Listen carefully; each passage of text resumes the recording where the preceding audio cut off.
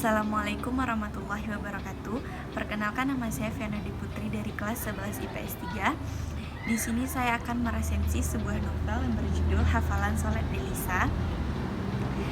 Novel ini diterbitkan oleh Republika dengan penulisnya Terelie. Novel ini tidak asing untuk didengar karena merupakan sebuah novel yang bestseller dan sudah difilmkan juga. Dengan jumlah halaman 266 pada tahun terbit.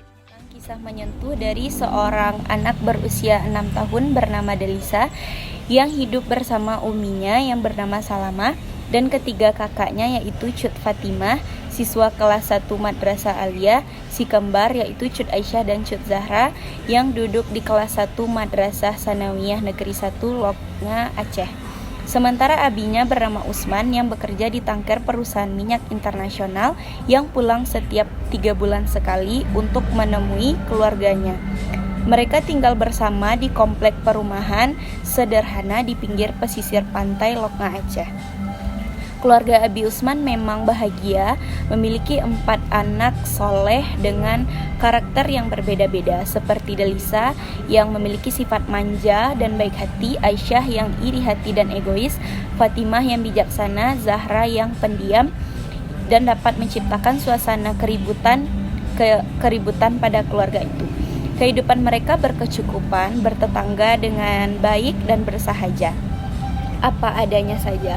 Suatu hari Umi dan Delisa pergi ke pasar untuk membeli kalung emas 2 gram sebagai hadiah ujian praktek hafalan sholat yang akan dilakukan Delisa kepada ibu gurunya. Abi juga akan memberikan hadiah berupa sepeda untuk Delisa. Hal itu membuat Delisa semakin bersemangat menghafal lafaz bacaan sholatnya. Pada pagi hari, Delisa akan melaksanakan ujian praktek hafalan sholatnya dengan raut wajah tegang memucat. Delisa mengangkat tangan kecilnya yang gemetaran, namun mantap hatinya berkata, Delisa akan khusyuk. Lantai laut retak, seketika gempa menjalar dengan kekuatan yang dahsyat, vas bunga pecah. Gelombang itu bergetar menyapu Banda Aceh. Namun sedetik berikutnya sejuta air membuncang keluar. Desiran dahsyat ombak menggulung pesisir komplek Loknga. Anehnya, Delisa tetap khusyuk membaca lafaz sholatnya. Gelombang itu menghantam tubuh Delisa keras-keras, terpelanting jauh menghantam tembok. Entah kemana Delisa terbawa derus ombak. Selama 6 hari Delisa tak sadarkan diri. Ia ditemukan dengan keadaan yang sangat menyedihkan, mirip seperti mayat. Kini Delisa dirawat di rumah sakit, tak lagi terbaring di semak-semak selang di tubuhnya. Kepalanya dipangkas dengan banyak luka jahitan, lebih dari 20 jahitan ditemukan sekujur di tubuhnya, serta kaki yang telah membusuk terpaksa diamputansi. Tangannya diberi gips. Sungguh malang nasib gadis kecil itu. Walau begitu, ia tidak pernah mengeluh. Berkat data-data yang diberikan suster, Delisa dapat bertemu dengan abinya. Ia menceritakan kondisinya tanpa raut wajah sedih. Abinya tidak menyangka Delisa lebih kuat menerima semuanya dengan mengikhlaskan yang telah terjadi. Delisa dan abinya memulai kehidupan yang baru dari awal, menerima keadaan pahit yang telah diterima mereka. Sejak saat itu Delisa mulai memahami kata ikhlas. Ikhlas menghafal hafalan sholat hanya karena Allah Subhanahu wa Ta'ala semata. Sore itu Delisa sedang mencuci tangannya di sebuah sungai. Ia termenung melihat kilauan cahaya dari semak berlukar. Kilauan itu berwarna kuning seperti seutai kalung.